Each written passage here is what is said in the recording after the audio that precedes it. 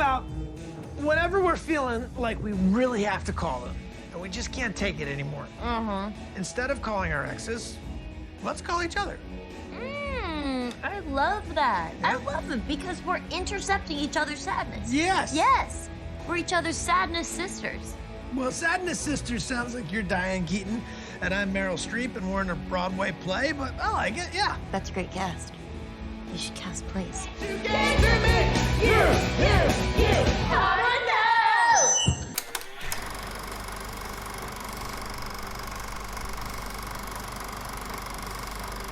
Red. Because then I'm like, well, I can believe that I clicked record because I remember I just said red, so. Okay, say red. Red. You heard me, right? I heard you. Yeah. All right, Yeah. let's go. Yeah, okay. Welcome back to Life Lessons in Film. Hello. Today we're going to be making sense of life through I Want You Back. Starring, I don't remember. Jenny Slater and Richard Dreyfuss. No. The guy from It's Always Sunny in Philadelphia, I think. It follows Emma and Peter as they both get broken up with at the same time by their partners. And they work in the same building. You know, they're both grieving. And then they talk to each other about it. And then they do you want to hang out, actually? You know, because we're both going through this thing. They get drunk, do karaoke. While they're hanging out, they devise a plot to help break up the other person's partner's new relationship so that they can win back their ex-partners. Peter and Emma start to grow a bond. They start to get closer and closer. And then it explodes at the end where it's all revealed. Yeah, it explodes in the end because Peter gets close to the guy, to Emma's ex. And so Emma's ex invites Peter to the wedding. Yes. And then also invites Emma to the wedding even though they've broken up. Things actually work out for Peter. Yeah. He gets back together with his ex Anne. Yeah. But things don't work out for Emma. Yeah, they come out with it all. Yeah, to everyone. at the wedding. Yeah, they all end up actually trying to act very mature at the end, which is nice to see. Peter has a very mature talk with his ex, and at that point when they're both still having to share the hotel together because they all flew to Savannah for the wedding. Emma is also trying to talk things through with Noah. At one point, Noah's like, okay, I appreciate the apology and everything, but also I gotta ask you, like, why did you try to win me back? Were we even really that compatible? She's just like, well, maybe I was just tired of, I just wanted to believe that I could stop looking, get out of that kind of relationship rat race. And that's where you kind of ignore the red flags of incompatibility. A lot of times you get the sunken cost fallacy. I've been with this person for so long, and you want to ignore all the incompatibility all the way along. Or you don't see the incompatibility at first because you're just in the throes of smittenhood. I'm sorry, Emma.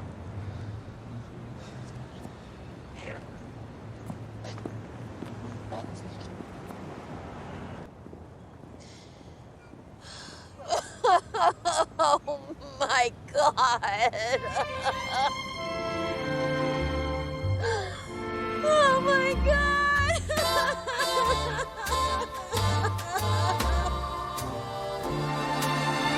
Why break up with someone in public? You already feel kind of like if you're ashamed bad, or embarrassed that you're getting broken up with. Yeah, and then on top of that, what if you cry and then you're crying in public? I mean, come on, like have the decency at least to just say, let's go somewhere private. Do people do that maybe because they feel like then the person won't cause a scene because they'll feel like, oh, I can't blow up too much because there's strangers around. Not that that's right. I suppose if you know someone enough and if you have seen that they are volatile, in that case, I would say probably public would be better. You're very complacent and it makes me complacent.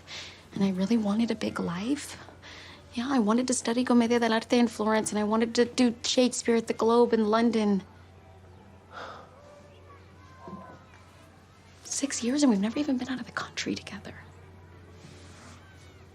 Well, we did go see... Don't say Rod Stewart.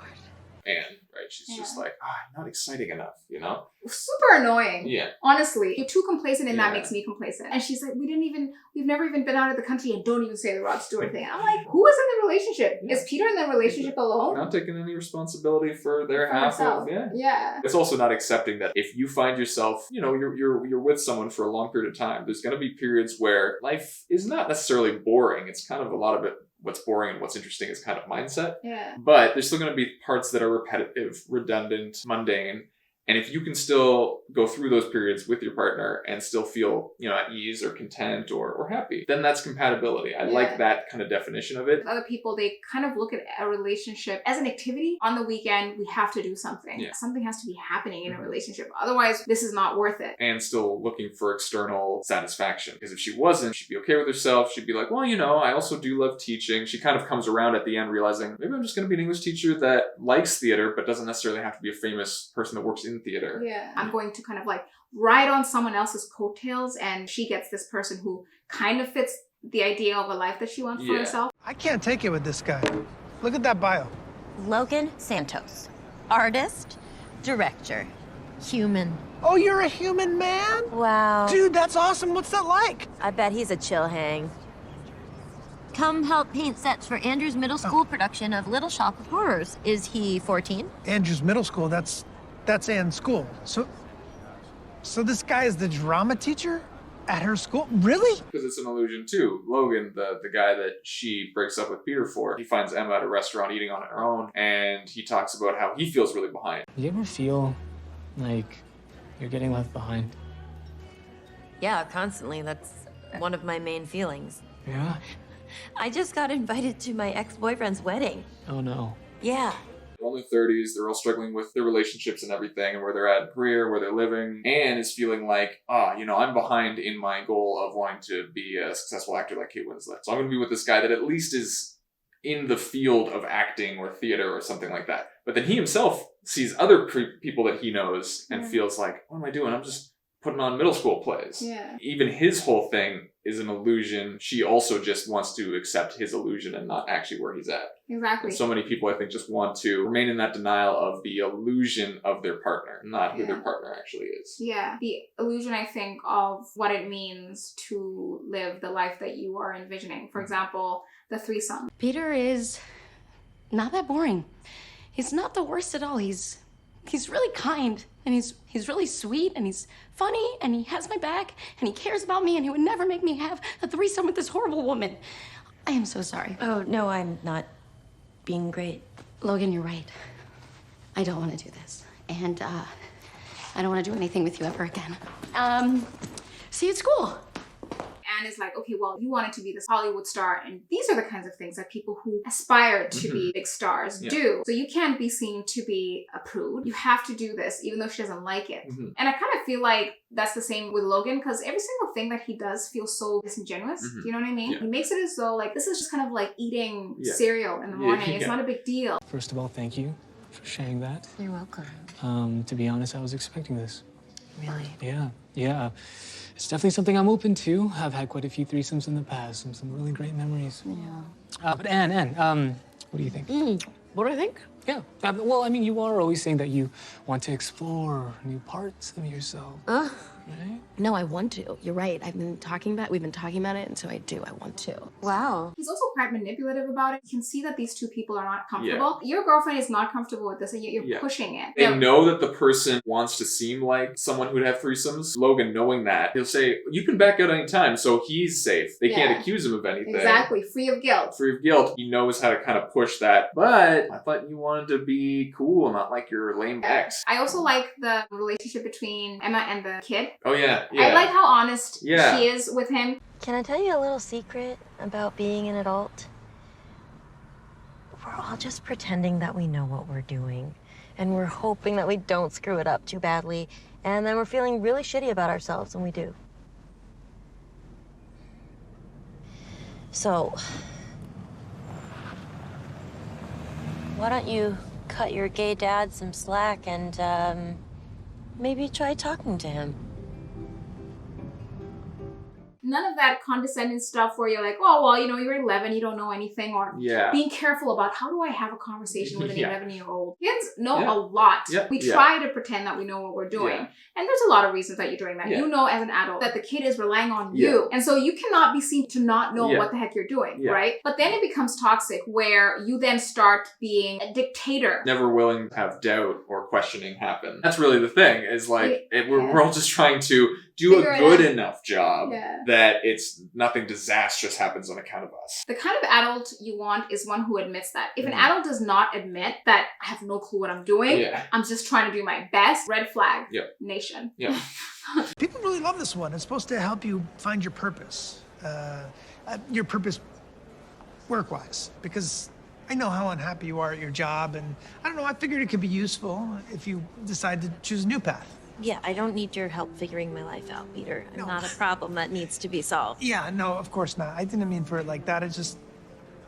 Look, the other day you were just really supportive of me following my dream, and that made me feel really good. You know, it made me feel good that you believe in me. I just wanted you to know that I believe in you too. Emma is a little bit kind of, I don't know if I like this, right? Because she is obviously still insecure about the fact that she's living with college students, and she has a right to respond that way, but it's because he says, this isn't coming out of nowhere. It's just, I felt like you helped me out so much by just like validating my dream. Which he wasn't getting from the ex. Wasn't getting from the ex, and this is just the best way that I kind of want to repay it. This is what you do. This is what happens when people are genuinely kind to each other, is that you feel the urge to then do something nice in return. I'm ready for the next chapter in my life, and you're still figuring a lot out. Like, what? Your roommates are college students. Okay, but they're very mature people, and they're pre-law. They're practically lawyers. You also don't even know what you want to do with your life. I think I'm just kind of like doing it.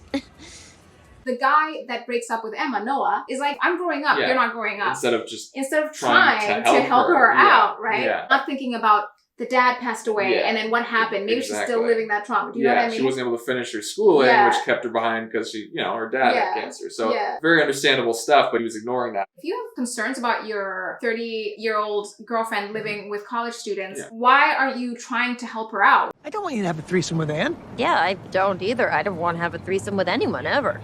Oh, really? You seem like you'd be into that, like, every once in a while or something. No, I really just like a straightforward sexual experience, actually. I'm with you. I guess I got my 4 positions I can do. They work for me, but I'm not in the bedroom trying to reinvent the wheel. Yeah, so you got your 4. You got you on top, her on top, doggy style, excuse me.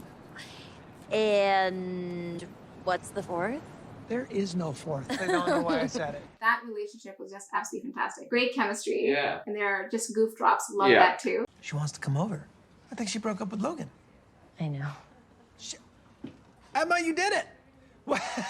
I can't believe you did. I'm gonna go. That's okay, right? You don't mind. This is incredible. Wow. Well, here, let me give you some money. A 20. That should cover it, right? Emma.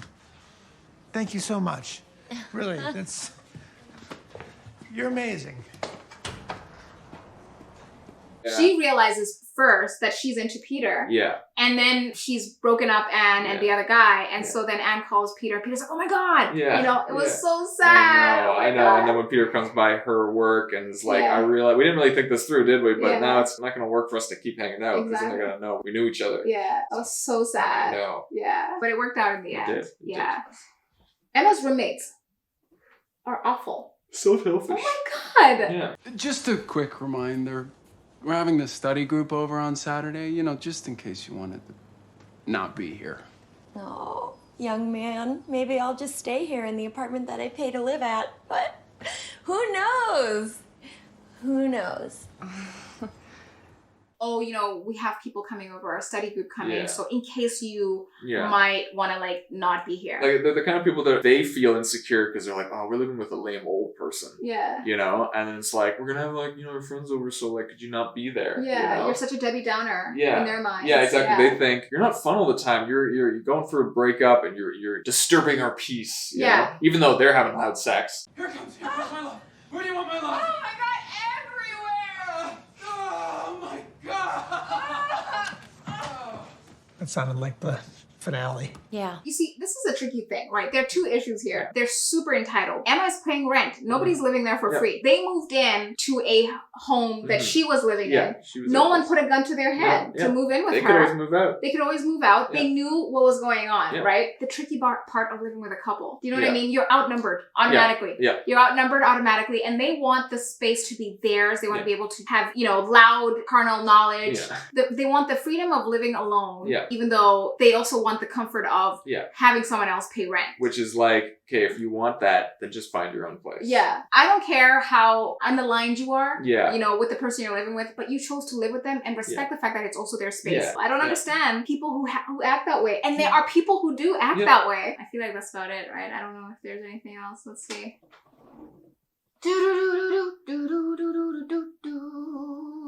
I was just thinking about Noah and Peter. I hope they become friends. Oh, even after you think they could repair it? I don't know. Like, that's a tricky thing, right? Yeah. And it's like... Yeah, let's talk about that. After he got punched. Would you be friends? No, I don't care about that getting punched. Oh, okay. Getting punched, I feel like I do not condone violence, but he's upset justifiably. Yeah. He was, in it. Yeah. He thought this was a friendship. So you can't throw him out. Well, yeah, there's that. But like, Noah thought that this was a friendship, and he was really happy. He would have felt really worked and used. Peter was happy with that relationship. Both of them really had a nice little bromance going on. Yeah, and they were double dating. Yeah. And they were running together, sharing intimate things. Yeah, so they got close. Yeah. So I don't know. I that's how I felt in the end. I was like, I hope they can sort it out. And it was one of the more justifiable punches I've seen. Yeah. So I do kind of wonder, But would they be able to? Because if Peter ends up getting with Emma, I don't know. That'd be tough, How so? Peter dating Noah's ex. Yeah, I guess it gets tough. Right, and then Noah also said, "Stay away from my wife." They're not gonna be able to double date. Yeah, it's probably not gonna work out. Yeah, I know it'd be nice. A shame because they got pretty close and it was nice, but it's tricky. Yeah. I think the wife would also not be comfortable. Yeah, justifiably. That's fair. Yeah. Yeah. Yeah, that's dealing with people. Yeah, it's complicated. That's some of the stuff. Yeah. That we thought about. I Want You Back. But what do you guys think? Let us know. Share your thoughts on our thoughts. Comment down below. Until next time. Thanks for watching. That's a wrap. Peace. Bye.